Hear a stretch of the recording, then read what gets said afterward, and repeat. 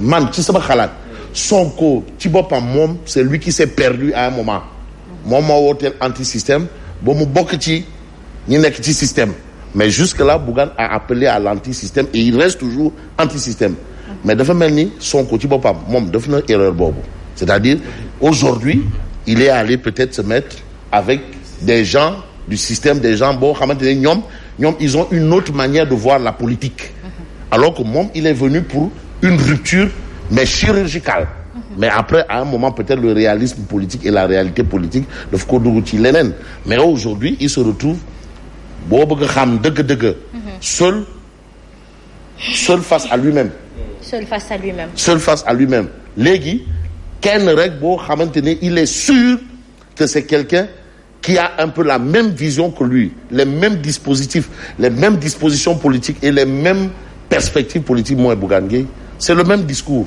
mais peut-être l'un maanaam njiitu Pastef lui parfois moom dafa doon slalomer dama la jël benn exemple quand mooy premier leader le leader qui a eu d'entrée de jeu confiance au leader de Pastef c'est Boubacar Camara xam nga Boubacar Camara ñoom ñaar ñoo amoon 15%. Ils ont fait campagne ensemble mais qu'est-ce qui s'est passé xam nga Boubacar Camara ne s'est plus retrouvé dans les choix et les chemins du sieur Sonko et aujourd'hui maintenant on se rend compte que ñoom ñëpp finalement ils ont un peu raison sur lui mais ce qui est sûr et certain c'est que aujourd'hui ñaari nit yoo xamante ne c'est sûr c'est clair yoo xamante ne ils ne sont pas dans le dialogue ils sont farouchement opposés c'est des opposants clairs et ils sont opposés au pouvoir c'est Ousmane Sonko et Bougane Gueye Dany loolu moom dafa leer nañ waaye F24 daal F24 li ci kanam raw li gën wallaahi dama ne Farba Ngom amoon na benn réunion Yewwi moom mu nekk ci beneen émission mu ne boo bëgg sax mu wax la ñi nekk foofu mu cité tur yi léegi ndox bi ñu naan boo bëgg mu wax la ko fan la ñuy toog kan mooy toog ak kan ba fi ñu toog ni toutes les réunions du F24 billaay Macky est au courant. Très bien. De ce qui se dit et de ce qui se passe. Mingo merci pour ces infos. mais détail naam. gis nga li évidence wax. dafay revenir un peu ci différence bi am di Bougane doon wax les politiciens professionnels. ak les politiciens yi nga xam ne peut-être ñoom ñoo marqué la rupture fi ñu toll nii. les politiciens professionnels mooy li nga xam ne moom lañ fi daan gis ñi nga xam ne ñoo nekk ndoo waan ak Senghor Abdoulaye Wade kii nga xam ne moom moo di Abdou Diouf avant Abdoulaye Wade tey ñu ñëw àndaat ak Macky Sall mooy les politiciens professionnels ni ñuy doxale xam nañ ko. maanaam dañuy ndekki ak. ñoom kay ndam yooyu yëpp. ñoom pratiqué nañu régime yooyu yëpp. léegi moom ñu ngi waajal buur yëpp pratiqué nañ ko. dañu war a njóoganaal ak ki nga xam ne moo war a ñëw. am na les politiciens yi nga xam ne. tey ñoom ñoo jóg ngir marqué rupture. gis nga ni ko Fabrice waxee. wala dañu bol dof. ci wax lépp gis nga ni ko Fabrice waxee gis nga boo bëggee jóg. Bougane au début encaissé na ay coups. yu jógee ci politiciens professionnels yi. Sonko encaissé na ay coups yu jóge ci politiciens professionnels parce que dañ lay use andi la ci li ñu mane manipuler la utiliser la ba pare tegaat la nële. après ñu parce que yow dem waxtaan matagoo seen biir. mais avec le temps ñuy dem gis nañ Bougane Gueye ni mu maanaam suivre li nga xam ne mooy logique bu mu nekk. xam na ne peut-être askan wi fu mu nekk dañoo sonn damm tay ci politiciens yi nga xam ne ñoom nañuy doxee ñëpp xam nañ ko seen intérêt moo leen tax a jóg fexe ba ñoom am li ñu bëgg. te doo leen séenaat doo leen gisaat. mais ñoom au moins gis nañu leen jige askan wi si la ñu gën a privilégié. boo leen gisee ñu ngi def ay tournée dugg ci dëkk bi fekk ji askan wi xam seen i jafe-jafe xam seen i jàmbat peut-être boo jëlee ci côté ki nga xam ne moom mooy Bougane gis nañ opération yi mu fi lancé yëpp li mu fi lancé yëpp mooy ci côté askan wi. séddoo coono yi. boo nee tibb tànk Macky c'est parce que Macky fu mu dem moom dana fa dem. nemmeeku tuur yaa nga xam ne peut-être dana dem xool xam nga ñoom ñëpp ñoo bokk ni ñuy doxalee du coup ñoom fii ñu nekk nii comme ni mu ko waxee muy Sonko di ki nga xam ne moom mooy Bougane Gueye Dany ñoom am nañu intérêt fii ñu nekk nii logique bi ñu nekk nii ñu bañ cee jógee parce que bu ñu fi jógee fekk si les politiciens professionnels rek ce qui veut dire que moom ñoom ay morne la ñuy doon ba tey nag dañuy doog a judd si politique ñoom donc c'est sûr que ne comme dañ leen di ranger si côté bi rek te politiciens sénégalais si boppam ñoo damm tay ci politiciens professionnels yooyu nga xam ne moom noonu la leen di woowee. wax nga ko rupture la sénégalais yi soxla jamono ji Mamadou Fofana mën nañ ko yaakaar ci Bougane Gueye Dany mbaa Ousmane Sonko ndax seen taxawaay ci jamono ji. mais lan la wax oui. très bien alors xam nga. lecture bi nga xam ne mën nañ ko am mooy Ousmane Sonko Bougane Gueye Dany jàngat bu ñu am xam nga mooy lan. dañoo jàng ci erreur u ñenn ñi pour mën a tracer seen propre voie.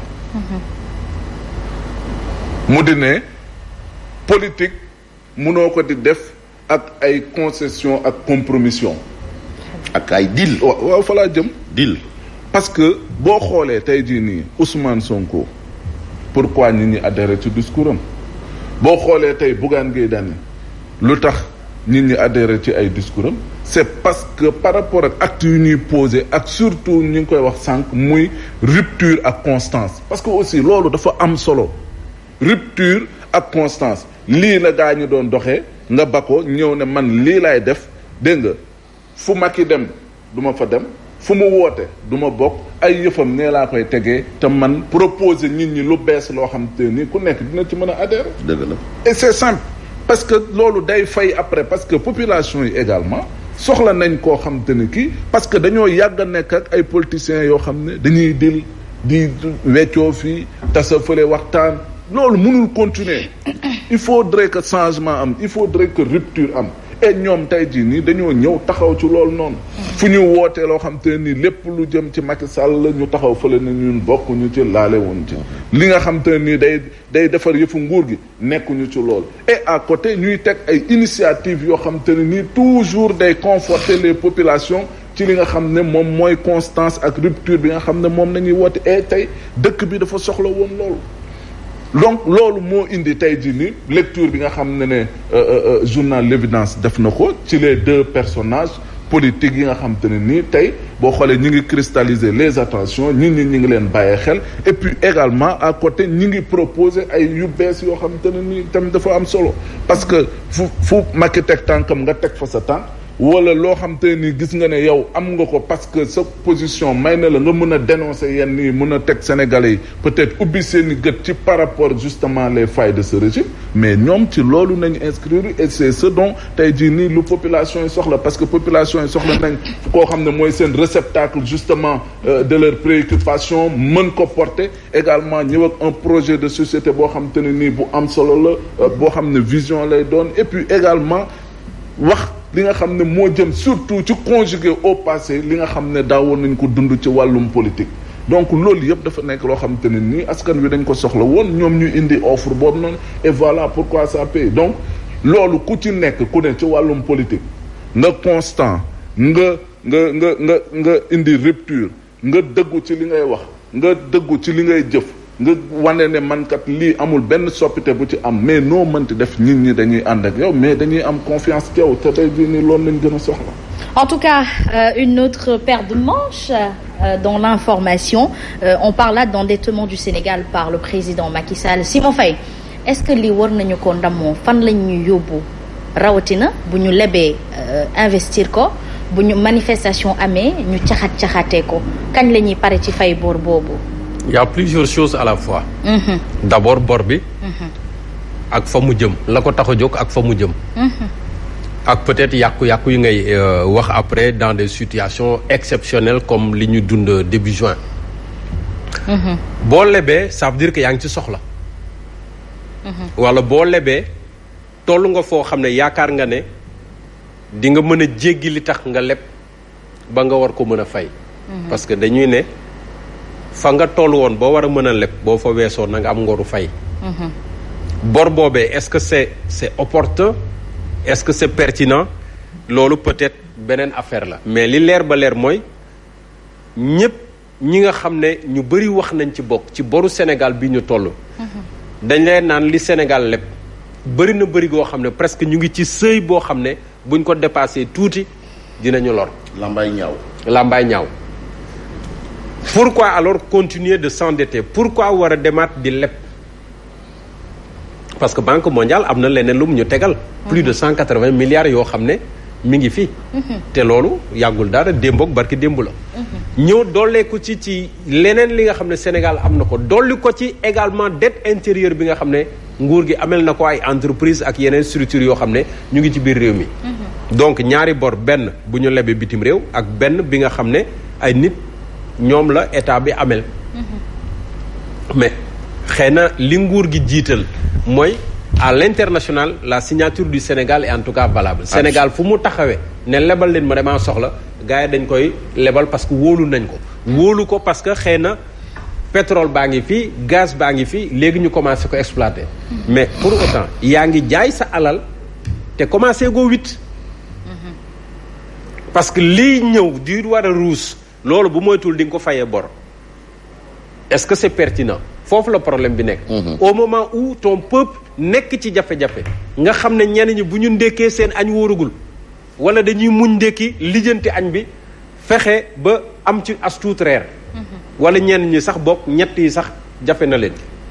au moment où faju nekk na problème parce que kër docteur yi doyut ña fa war a liggéey doyut jumtukaay ya fa war a ne doyut mu nekkaat beneen problème au moment où école yi doyut abri provisoire yaa ngi fi nekkiinu gone yi jafe-jafe la au moment où également infrastructure yi nga xam ne de base yi nga xam ne war nga ko mën a soxla amul ndox manqué ci yenn dëkk yi courant bi yeggul fépp alors que c'est des indices de développement.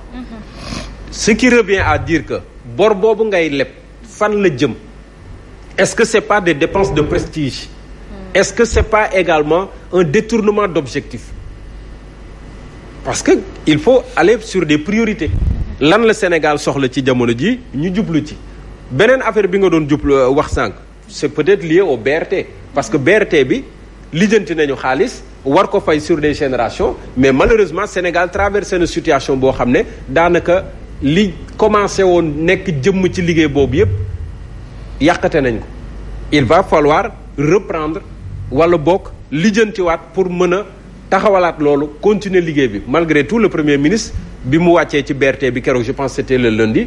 nee na dinañu fexe ba BRT bi moment bi ñu prévoiroon ne ci la war a commencer daw dina yegg. donc ci diggante bi il faudra réparer les dégâts te loolu également mu nekkat en tout cas bor baa ngi fi boo xam ne fayaguñ ko. te mi ngi commencer yàqu. mais il faut dire donc est-ce que c'est pertinent. il faut dire que tout le mérite revient au contribuable.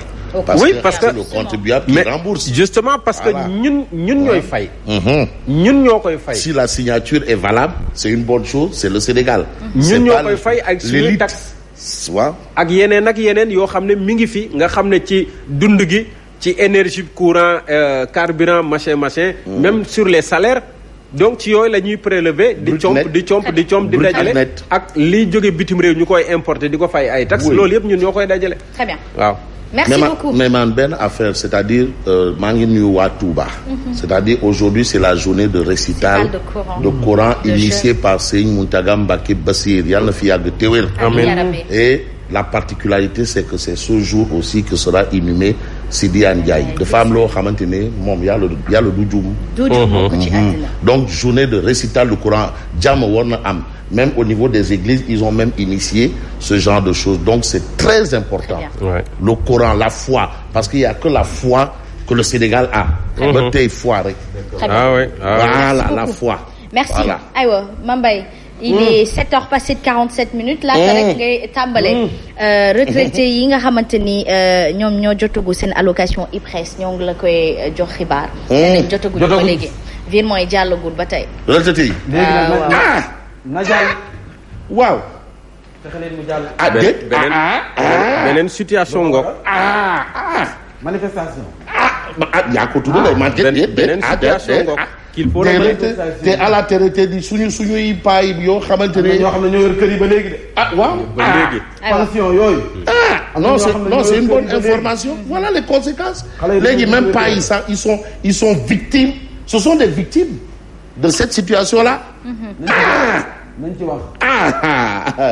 Mbalo Diattane bi ñu yónnee message ci suba gi nag ndeysaan. bu fekkee bu ñu waxee ànd gësëm xelam ci moom la ñuy dem waaye bu ñu waxee gox yi. gox yi ñëpp xam nañ ne nit Sidi Ndiaye. gox yi. nee na dina ko wéetal loolu. ñu ngi amiin waay parce que dëj bi fekk ko fi mi ngi Genève. mi ngi Genève. mi ngi Genève. message bi tey suba. Mais je tiens aussi à dire un fait. Et j'ai voulu vraiment, et c'est important, ça nous concerne nous de D-Médias. À chaque fois que nous, on a eu une coupure de signal, c'est la seule coalition des syndicats qui pond un communiqué pour dire ils sont contre. Très bien. C'est la seule coalition des syndicats. Non, moi, ça, je l'ai remarqué. À chaque fois qu'on a eu un problème, coupure de signal, ils ont toujours parlé leur propos. Ils parlaient de méthode cavalière.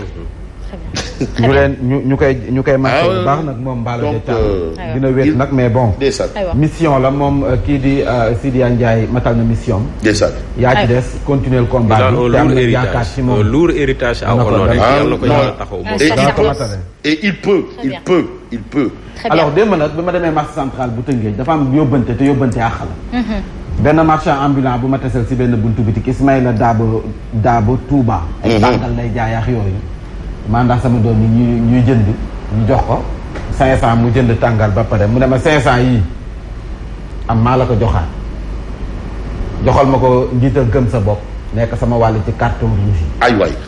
te am na ci 5. Ismaïla Daabo sa yóbbante wax naa ko waaye 500 baa ngi sama poche. nee na yow Bougane Ismaïla Daabo junni sa téeméer. dama ko jëndee sama doom yi jënd tàngal daf ma ko delloo. ne ma sama wàll ci carton rouge yi. donc 500 boobu 5 carton rouge la si moom moo ko jënd nee na mi ngi dëkk fan sa Touba. mais Tëngéej la doon jaay. Touba. wax te Touba mais Tëngéej la doon jaay. donc ça confirme li évidence doon wax ne. Sonko wala Bougane Gueye Dany. nee na bu ma laaj askan bi mën a wóolu. ça confirme li ni mel. non wax naa ko mais bu ma mais tu sais la particularité c'est que on a toujours dit que Bougane non on a toujours dit que non Mambay. confirme Mambay on a toujours dit que Bougane roulait pour Macky Sall. Les gens ont toujours mais c'est révolu ça par contre. Les gens ont toujours fait passer ce message dans l'opinion et aujourd'hui ils en ont pris pour leur grade. C'est révolu. Ça vient rabattre le caquet de ceux qui ont voulu saccager. Très bien. Très bien. Il est la dynamique de 8h moins 10 minutes. Et à 8h, nous déroulerons le journal. Man sama temps ceux qui ont voulu saccager. T'inquiète Asma dama koy gérer. La dynamique de dama koy gérer. La dynamique de Gëm Sa Bopp. dama koy gérer. duggee ci kii rek bruit bi bëri si plateau. La dynamique de Gëm Sa Bopp. mi ngi sama poche yéen waa Gëm Sa Bopp. waaye am ngeen ci juróomi carton rouge. kii di Ismaïla Daabo sa Touba moom moo ma ko jox démb nag boo leen ma laajee ma delloo leen seen téeméer amul benn problème. boo may ma si. Ndeye Naat Thiam nuyu naa la bu baax. waaw moom nag borom gër fa gëm boppam. ndeysaan. et puis nañ bàyyi li ñuy def. aywa waaw mais ma yeggali sama. nga xam naa ne waa ji leen mu doon ma. Mame Diarra Bousso. Gëm Sa Bopp nee na dina la livrer 5 cartons rouges. Mame Diarra livré ma ko waaye livré ma la téeméer bi de. Mame Diarra ak baax. ak baax. alors sama benn grand frère bu nekk Chine fu mu nekk nii. Kamikaze Bougane laay nuyu. Kamikaze Bougane ma wax. waaw bi muy def da nga ko bàyyi mu def de. waaw d'accord. Pape Seyni Sarr moo ngi fee nga xam ne moo di Chine waaw moom ak sam benn suñu ami en commun suñu xarit. waaw dañ bàyyi Sénégalais nekk biti réew liggéey ba dog ñëw ne xaaral ma am lu ma def. fii ci Sénégal. am na benn fu ñuy wax au parc automobile Kama automobile mi ngi nekk Point E wetu kër Abdoulaye Wade. ndeysaan waaw. Sénégalais bi ñëw dem ba kër ci kër taxawal loolu ñu naan non fii nag lëndëm na Amadou Sall moo ko moom xaw ma lan. génn leen ci li ngeen ne. aywa nit ki bu taxawee xare ba am lu mu taxawal. bàyyi leen tax yëfam. dañ ko war a encouragé. Pape Seyni waxal suñu amee encore boobu nee ko xoolal bu mu tiit bu mu raf na continuer liggéeyam ñu nekk fi naan ay Amadou Sall lu mu moom ñoom xam nañ ko. aywa mais sénégalais bii ñëw këtti mënoon toog biti réew terew mu ne xaaral ma ñibbi si investir Sénégal ñuy taxawal parking am ñu naan diw ak moom ak diw moom ko nañ bàyyi li ñuy def moo gën si ñoom te ñu génn ci li ngeen ne tey kat moo yëg ci kaw turbine bi. maître Doudou Ndoye. maître sama mbokkum lébu bi. waaw. Ndoye lébu moom maître Doudou Ndoye nee na président Macky Sall fu mu nekk nii da ngaa réer te ku réer ku nekk dañ la war a gindi fii réew mi tollu da ngaa nekk dos au mur te ñaari buntu rek moo am te maa la koy wax lii réew mi di rëy rëpp kenn joxu la solution man rek maa lay jox solution ñaari solution moo am mooy wax de benn ba moom maître Doudou Ndoye nee na délit de la corruption de la jeunesse bii neexul ba neex dafa obsolète. dafa xewi na. fëgg jaay la dañ ko war a tëggaat wala. soit moom waxu sa tëggaat obsolète. Obsolète mise à jour lay demander moo tax. nan ko teg ne am na yoo xam ne logiciel yoo xam ne kan jarul mise à jour moom nee na. dafa xomaat na màggat na fëgg jaay man nga reluqué comme nu nga wax waaye nee na ñaari moo am ñu supprimer li nga xam ne moom mooy délit corruption boobu wala grâce maanaam jéggal te loolu président Macky Sall si lay dépendre te jéggal googee doonte ña nga ca procédure ba jeexagul. nee na que ñaar yi rek la boo bëggee nga régler problème bi équation bii équation OS bii. équation OS bii mooy équation Ousmane Sonko bii.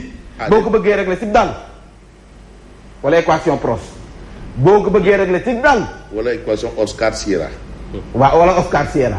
boo ko bëggee régler ci dal no équation yi mujj naa bëri tuur.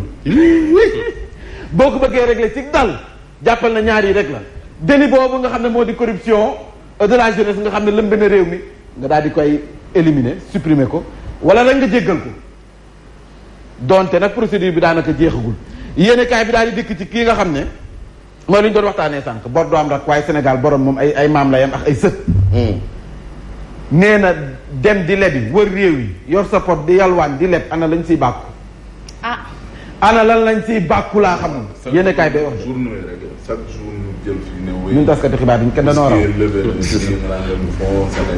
Bousquier moom réew mu dem daanaka. waxtaane na fa lebal nam nu koppar. Sambay Mbayaan rek. Sambay Mbayaan. waa léegi bor yoo xam ne yow pour nga fay ko problème la. mais defu ko ci coobare boppam de dañ ko yónni. est-ce que xam nga ni Sénégal day fay chaque mois 100 milliards. di ko fay bor. bor ci bor. danoo mën a fay rek. pour mais nag àtte bor fay. aywa lépp moom mënul ñàkk. mais nag na nga ko dugal fa mu war a dugg. Sénégal ay gis ko. investissement bi. nay leer. asmaa nee na juróomi simili moo ma dese. damaa waxtaan maa jël sama temps doon ko waxtaanee. xaru tabaski yi nga xam ne fii réew mi toll. aywa. xaru tabaski ndekete yoo fii réew mi toll. mi ngi am nag. asmaa amul. mi ngi am mi ngi commencé mbokk yi ma xam ci àll bi yëpp ña nekk Mauritanie woo naa leen ña nekk Xombal woo naa leen. ndekete yoo.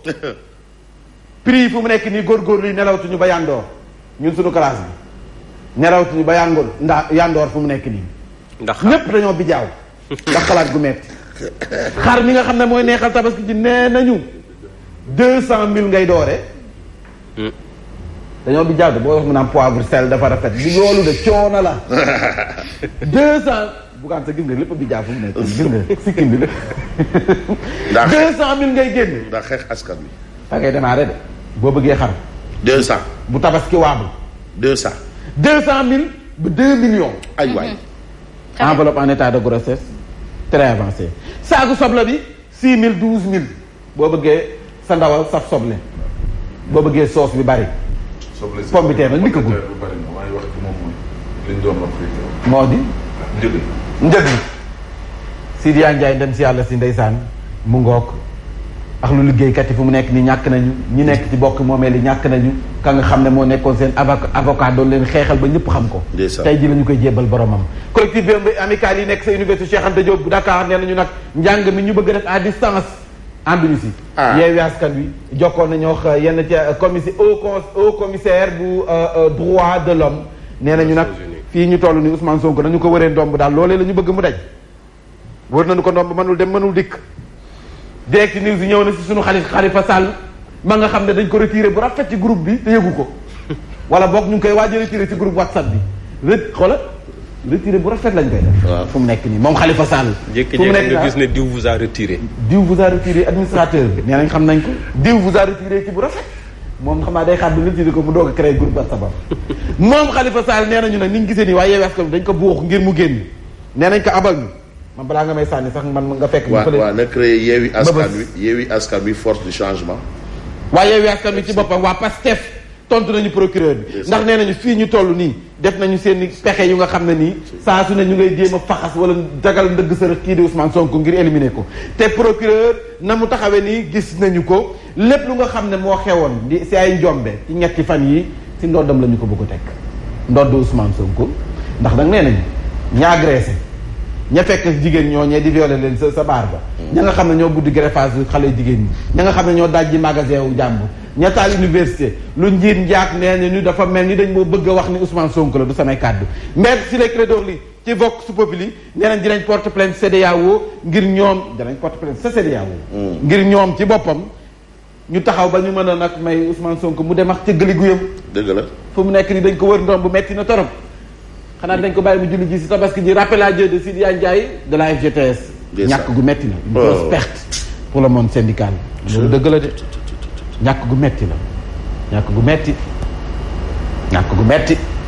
waaw nañ ci wax mébaas ndeysaan si koppar bi nga xam ne ña nekk bitiree boo faatoo dañ ko war a andi néew yi nekk bitiree bu ñu leen di andi xam nga dañ leen di xaw a jàppal nee nañ njëkkati xaalis ba jéem bu yàgg depuis weeri mars fu mu nekk ku fa am sab néew yaay këtti këtti andi budget bi nguur gi prévoiroon pour situation yooyu. waaw jeex na nee nañ nag ñi si bénéficié mooy ña nga xam ne rek ñoo nekk si donkaas bi boo amee sab néew daal day ñëw si saas si mais boo ci bokkul sab néew du dikk sab néew du dikk de ñoo ko doon waxtaanee sànq l'évidence waaw nee na ñaar ñi neexul ba neex ñoo téye politique bi te ñoo jar a wóolu le reste ñoom la askan wi di topp ñaar ñooñu kan la Bougane Gueye Dany ak Ousmane Sonko ñi ci des président Bougane Gueye Dany président Ousmane Sonko ñaar ñii nee nañu wax fa dëgg neex yàlla ñoom la askan wi de jox nopp nan naan ñoom rek la ñuy topp kese ne ndax ñoom la ñu gis doxalin boo nga xam ne mën nañ ko tuddee ni rupture kese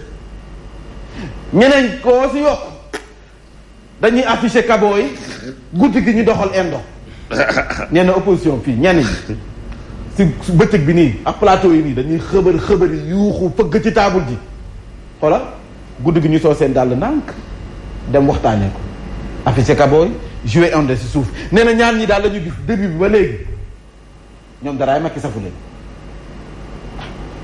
moom Déthié Fall moom dem na ca Walfadjri banque bi na banque mondiale accorde un crédit de 182,4 milliards de francs CFA soutien lan aux réformes politiques loolu ci boppam mooy li ñu doon waxtaanee sànq sa bor bala jamono joojee l'exclusif ñëw na ci kii nga xam ne moom mooy sa Côte d'Ivoire que jiite sénégalais yi Tidiane Ly moom Tidiane Ly macha allah nee na Macky rek c'est son droit le plus absolu. nee na Macky rek te nee na Côte d'Ivoire foofee yàgg nañu fa am dam législative bi ñoom ñoo ko ñëwoon nay leer ñii nga xam ne moom kii Tidiane bëggul lëndëm nee na Macky rek nee na ñii nga xam ne ñooy caxat-caxatee réew mi xanaa du ñooy sénégalais nañ xool ni ñuy doxale nee na ñoom Macky rek mooy seen candidat di am A B Z ba X Y lépp nee nañ Macky la benn candidat boobu la ñu am aywa nee na keneen ku gis la Oja wax Oja lu mu wax mi ngi noonu jëlee ak suñu tës bi lii après tës la ma mujj ko